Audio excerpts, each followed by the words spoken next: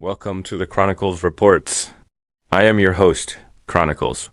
Today, we are bringing you a high-stakes, analytical exploration into a defining chapter of contemporary history, the ongoing conflict between the United States and Iran. We aren't just looking at headlines. We are deconstructing the strategic, economic, and rhetorical layers of this crisis. Our focus today is the recent primetime address by the president on day 33 of the war, an event that touches everything from global energy markets to your personal finances.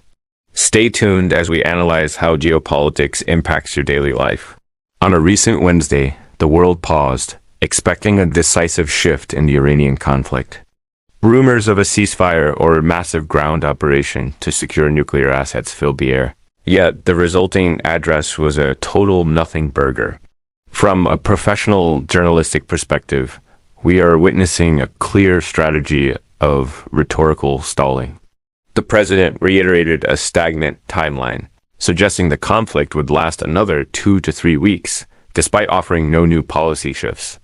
When leadership provides no substance, the rhetoric itself becomes the tool to manage public expectations and buy time on the international stage.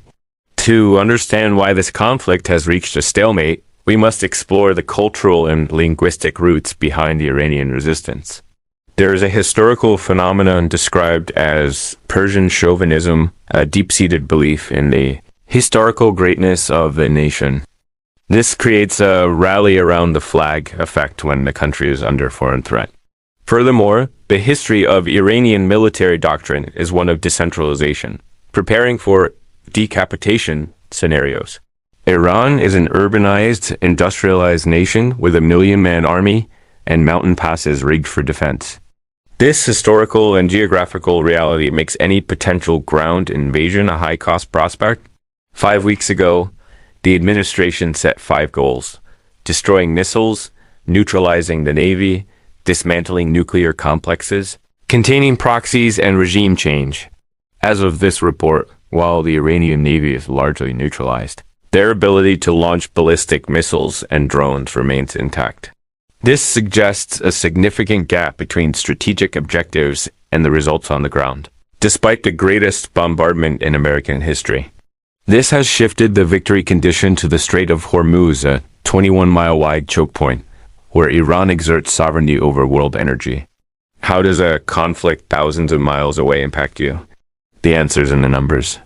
Following the president's speech, oil prices surged in the futures market to approximately $116 a barrel. A spike in global prices triggers inflation, raising the cost of daily goods for everyone. This crisis highlights transactional diplomacy. The president suggested allies should build up some delayed courage and take the strait themselves. By saturating the media with contradictory messages, the administration keeps both allies and enemies off balance. Currently, a partial government shutdown has hit the Department of Homeland Security, reflecting domestic political maneuvers. As we enter the 6th week, evidence points toward escalation. The USS George Bush Aircraft Carrier Group is moving into the region. The intersection of war, energy, and rhetoric defines our modern world. Chronicles Reports remains committed to factual, rigorous analysis. Stay informed. Stay vigilant. This has been a Chronicles Report. Good night.